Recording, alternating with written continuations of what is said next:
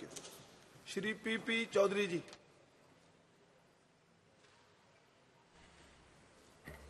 धन्यवाद सभापति महोदय, आपने मुझे इस महत्वपूर्ण बिल पे बोलने का मौका दिया। मैं इस बिल का सपोर्ट करता हूं और मैं चाहता हूं कि माननीय सभी सदस्य इसको सर्वसम्मति से पास करें। मैं धन्यवाद देता हूं माननीय मेघवाल साहब को कि इस बिल को आप लेकर आए और इसमें दो एस्पेक्ट जो सभापति महोदय बहुत इंपोर्टेंट, प्रैक्टिशनर एक्ट जो है वो 1870 उसके सारे ऑलमोस्ट प्रोविजन जो हैं वो एडवोकेट एक्ट में ले लिए गए हैं और एडवोकेट एक्ट के द्वारा ही गवर्न होते हैं। सिर्फ एक प्रोविजन जो रहा है वो टाउट का रहा है। उस प्रोविजन को जो उसका सेक्शन 36 है वो सिर्फ टाउट के लिए हमें लीगल प्रैक्टिशनर एक्ट 1879 को देखना पड़ता है और वो प्री ब्रिटिश टाइम का बना हुआ है, कॉलोनियल टाइम का बना हुआ है। और हम टाउट की डेफिनेशन को और टाउट के उसके प्रोविजन को देखने के लिए लीगल प्रैक्टिशनर एक्ट 1879 देखते हैं और जबकि सारा का सारा एडवोकेट एक्ट में दूसरी चीजें जो लीगल प्रोफेशन को रेगुलेट करने की बातें हैं वो आ चुकी है। तो इसलिए वो पूरा का पूरा डेफिनेशन जो है और उसके provision section 45A advocate act में इनकॉर्पोरेट करके ये बहुत अच्छा किया। इसलिए माननीय मंत्री जी को, मेघवाल साहब को मैं धन्यवाद देता हूं। और आप, क्योंकि जब भी वो प्रोविजन जब इसमें इनकॉर्पोरेट हो जाएगा और ये लागू हो जाएगा, उसी समय जो एक कॉलोनियल एरा का जो लॉ है, जो लीगल प्रैक्टिशनर एक्ट 1879 है, वो लॉ खत्म हो जाएगा, वो रिपील हो जाएगा। इसका भी प्रोविजन इसके साथ में दिया है। और दूसरा एस्पेक्ट जो है इसका टाउट का है। आप देखिए लीगल प्रोफेशन में ये बहुत बड़ा स्टिग्मा है। हम दूसरे जो बिजनेसेस हैं उसमें ये दलाल हो सकते हैं, लेकिन लीगल प्रोफेशन जहां है उसमें दलाल का कोई परिभाषा, कोई जगह नहीं है। इसलिए एडवोकेट एक्ट में भी ये प्रावधान क्या है, चाहे हमारे बार काउंसिल ऑफ इंडिया हो, चाहे respective bar council, state bar council हो, चाहे एसोसिएशन हो एडवोकेट्स की, लीगल प्रैक्टिशनर की एसोसिएशन हो, सब ये मानते हैं लीगल फ्रेटर्निटी के लोग कि इस तरह के जो टाउटिज्म जो है इस प्रोफेशन में नहीं होना चाहिए। ये बहुत ही एक अलग तरह का प्रोफेशन है। तो इससे सबसे ज्यादा जो तकलीफ में आते हैं वो आते हैं सबसे ज्यादा समाज के अंतिम छोर पे जो व्यक्ति हैं, जो इनोसेंट हैं, जो जानते नहीं। चाहे किसान ले लो, चाहे शेड्यूल कास्ट ले लो, शेड्यूल ट्राइब्स ले लो, और चाहे हमारे मातृशक्ति ले लो, जो गरीब हैं, उन लोगों को जब कोर्ट में उनको ये पता नहीं होता है तो वो ऐसे लोगों के टाउट के चक्कर में आते हैं और उनके पैसे भी ज्यादा खर्च होते हैं। आप एक तरफ देखेंगे, चाहे कॉरपोरेट हो, चाहे बड़े बड़े बिजनेस हो, चाहे बड़े लोग पढ़े लिखे लोग हों, या वो लोग जो हैं वो आइडेंटिफाई कर लेते हैं कि कौन से लॉयर को करना, कौन से लॉयर को नहीं करना, तो उनको वो परेशानी नहीं आती है। लेकिन इसमें जो सबसे बड़ी जो अगर टाउट हैं तो सबसे बड़ी परेशानी आती है वो गरीबों को आती है। तो ये बहुत बड़ा कदम मोदी सरकार के द्वारा लिया गया और मैं धन्यवाद देता हूं पुणे मेघवाल जी को कि आपने इस तरह की डेफिनेशन जो एडवोकेट एक्ट 1961 में ला करके, जो कि इंडिपेंडेंस के बाद में ये एक्ट पास हुआ और कॉलोनियल टाइप के कानून को खत्म करके पूरा का पूरा रिपील करके इसमें लाए, जिससे कि कम से कम ईज ऑफ डूइंग बिजनेस और ईज ऑफ लिविंग का जो है प्रधानमंत्री जी का जो विजन है वो विजन भी फुलफिल होता है।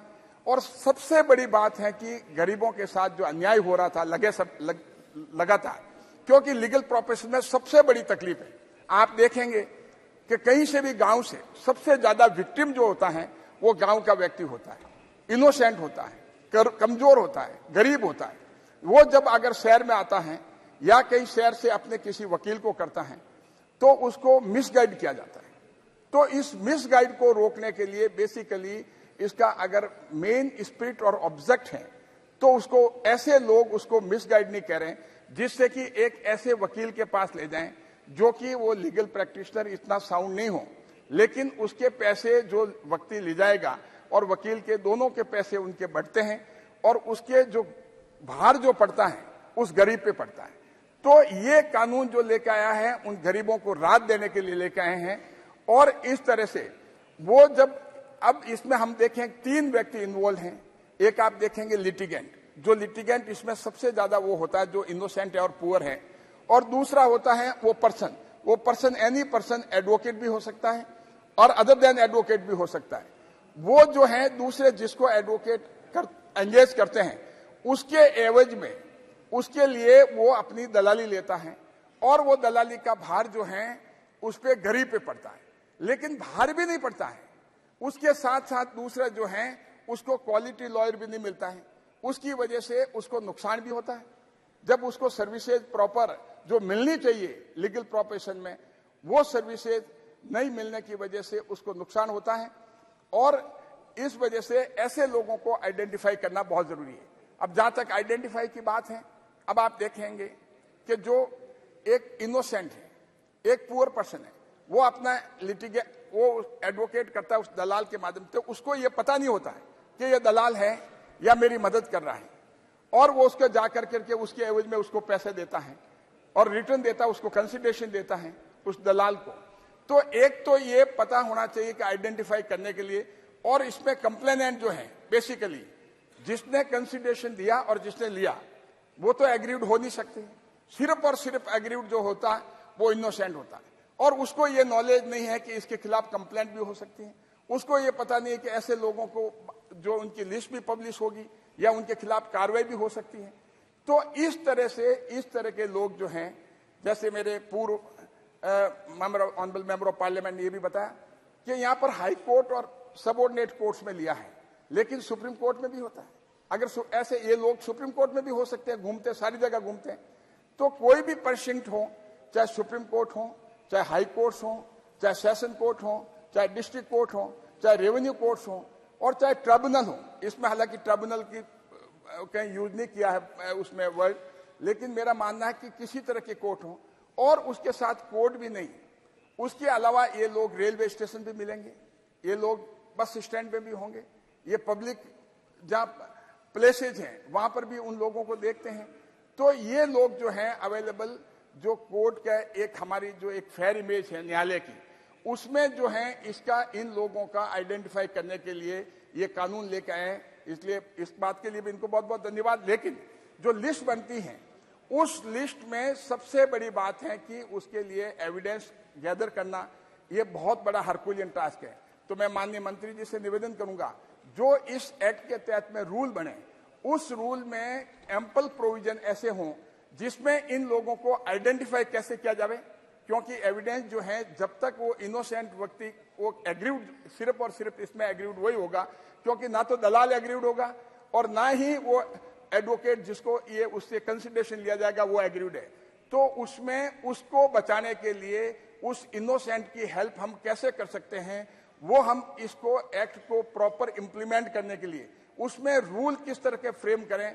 तो इस तरह से रूल का इंटेंट एंड ऑब्जेक्ट ये होना चाहिए कि उस इनोसेंट व्यक्ति को हम किस तरह से हेल्प कर सकें, जिस तरह से ऐसे लोगों को आइडेंटिफाई करके उन लोगों की लिस्ट जो है वह पब्लिश हो। अब लिस्ट पब्लिश होने के बाद में कॉन्सिक्वेंशियल इफेक्ट क्या है? कॉन्सिक्वेंशियल इफेक्ट 2 है। एक इफेक्ट तो है उसको उस पंचिंग से, उस न्यायालय से वो उपस्थित नहीं रह सकता, उसके अंदर वो नहीं रहेगा तो बाहर ऑपरेट करेगा कहीं न कहीं। तो ये उसके साथ में दूसरा जो कॉन्सिक्वेंशियल इफेक्ट है उसको पनिशमेंट का है, उसके 500 रुपीज पेनल्टीज का है, और इम्प्रिजनमेंट जो है वो बहुत कम इम्प्रिजनमेंट है। उसमें जो है हम इस क्राइम को रोक नहीं सकते, और आज की तारीख में 500 उससे हम लेकर के उससे बहुत कम अमाउंट ये है। और दूसरा जो पनिशेबल इम्प्रिजमेंट विच में एक्सटेंड टू 3 मंथ्स और विद फाइन और बोथ।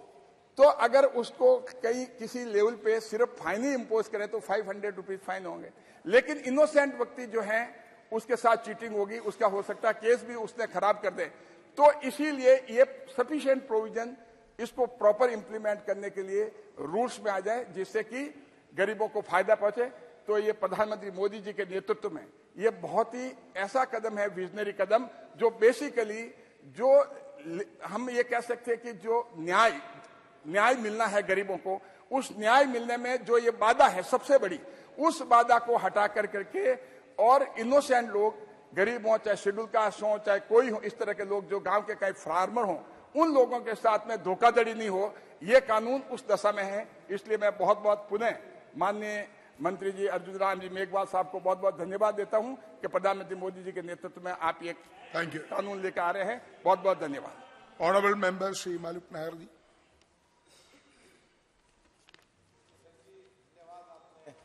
बोलने का मौका दिया।